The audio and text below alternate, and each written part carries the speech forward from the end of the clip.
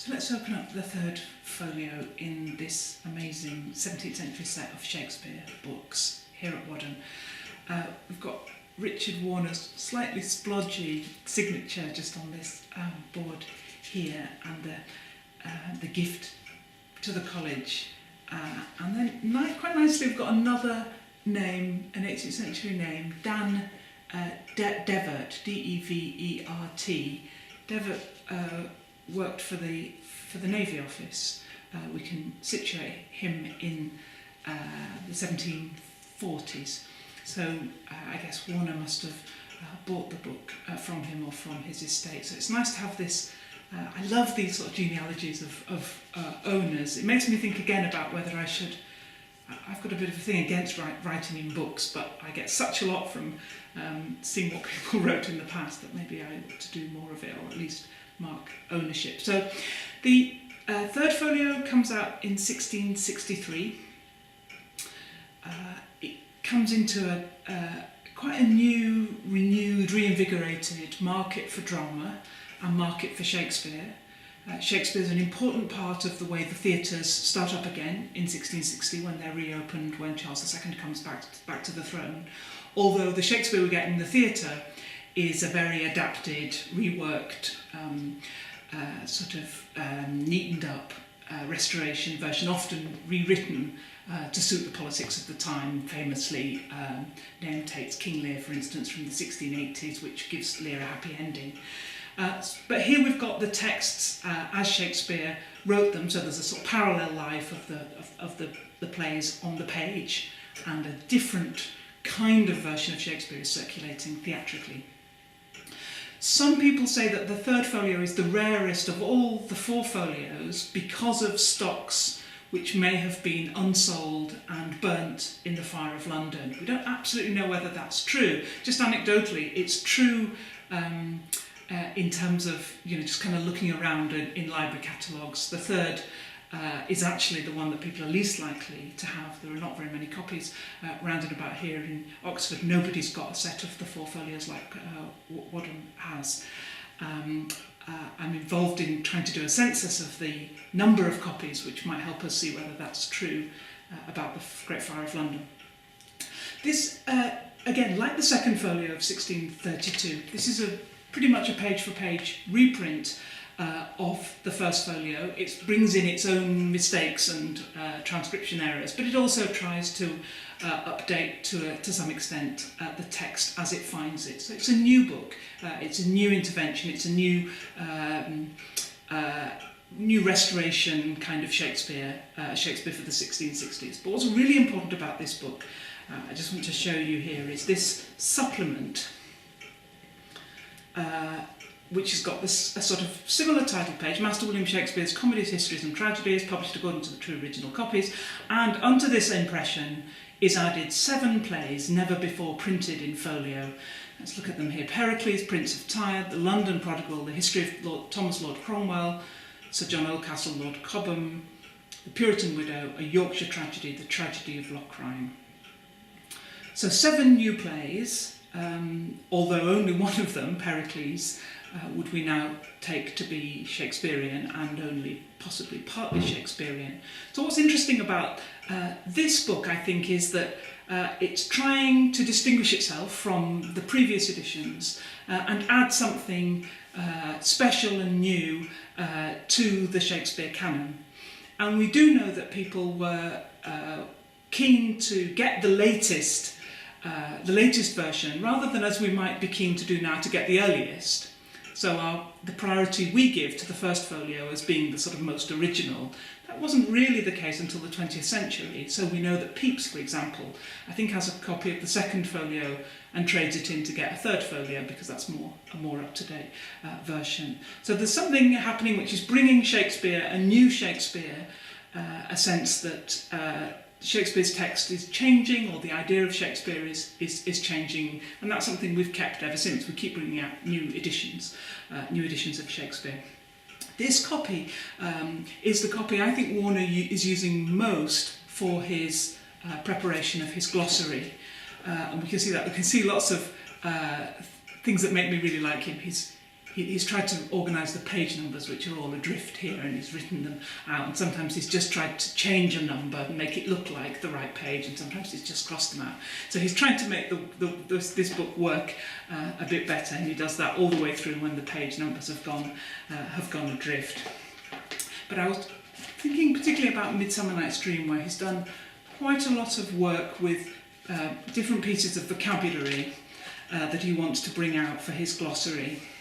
We can see him crossing things out. Here we've got some here in Much Ado About Nothing, actually. We can see his annotations in this quite wide margin. And this is an interesting one. It's an interesting example of how Warner is trying to update the language. Beatrice says no. She's replying to the messenger who's talking about Benedict. She says, "No, and he were, I would burn my study." It'd be more common to say by Warner's time, "if he were." That's what the "and" means there. And he's put "if he were." So he's updated, modernised, glossed, all in the same gesture. And that's something he does actually throughout. Not all that often, but maybe once or twice on each of these openings. A pernicious suitor is one of Beatrice's remarks here, and clearly Warner thinks pernicious is not really the right word.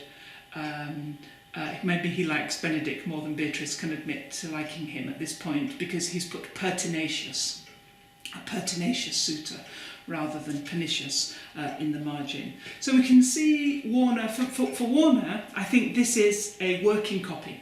This is not a rare book, this is not a library book, this is not something to be revered or treated with kid gloves. This is a useful book that will help him in his attempt to produce a historical glossary of Shakespeare's language, which is the project he's trying to bring to fruition in the last decade or so of his life. It doesn't come out, but we do get the preparatory work for it and the letter that he writes and publishes to David Garrick. And one of the most valuable things about rare books, about old books, I think, is actually imperfection. I think that's where we always find things that are interesting, and particularly where owners, readers have tried to perfect or improve the printed book that they find inadequate in some way. And this is a really good example. So one page somehow, one sheet of paper has somehow, I think in this version, escaped being printed. Maybe it's stuck to another one or something. It just doesn't get printed. So it's printed on one side but not on the other. And so two pages of the folio text are missing. And that doesn't seem to have been noticed, and it's been bound up, I think, with these blank pages. Here's one, and here's the companion piece. That helps us see, if we just hold this up, how the book's put together, actually, coincidentally, because these are part of these two handwritten sheets are the same sheet. They're the same sheet of paper folded, which we can't see in the binding. So here, these have been missed somehow, and they've been done really carefully and beautifully in handwriting, and in handwriting which in certain ways I think is perhaps trying to mimic the quality of print. I think this is somebody's, probably not their regular handwriting, but their handwriting which looks as much like a printed page as possible. It's done in the same way with this ruled line down the middle. It's got the same conventions for managing stage directions and so on. And in fact, we can probably see the difference between this special type impersonating facsimile writing. This is sometimes called a manuscript or pen facsimile. You can see the difference between that there and then this piece of more sort of loose or ordinary writing, which I think says this book of Shakespeare's. Maybe it was going to say something else. Maybe we've lost that bit there. So this is a great way, a really literal way, in which readers actually complete books. Without them, books are incomplete in some conceptual way, and here in a really practical way. These 2 pages are missing, and they've been supplied. It will be interesting to do, and I haven't actually done, but it'll be interesting to look at what has this been copied from. I wonder if it's from another copy of this folio, the third, or from one of the others. And there's something else in this third folio that would be just great to look at. Just hoping you'll be able to see it. So I'm just going to hold this page up. So this is that supplementary piece with the additional plays. You can just see very faintly this white square here. If we were to look at that under a different kind of light, I think we would see that that's a version of the title page portrait, that ruff that Shakespeare's wearing in the title page. So there's some kind of offset or transferred image here. And I think that would be a great thing to try and explore. Is that a vestige of the printing process? Is it about stacking these pages when they're still a bit wet? Is it about long-term storage somehow, which gets this imprint faintly, ghostlily kind of recorded here? There are lots of possible scenarios, but this portrait is a long way, 800, nearly 900 pages from this in this printed book, but somehow this page and that portrait have been in really close proximity at some point in the life of these pages. So there's a ghostly Shakespeare just emerging from this second title page in the third folio.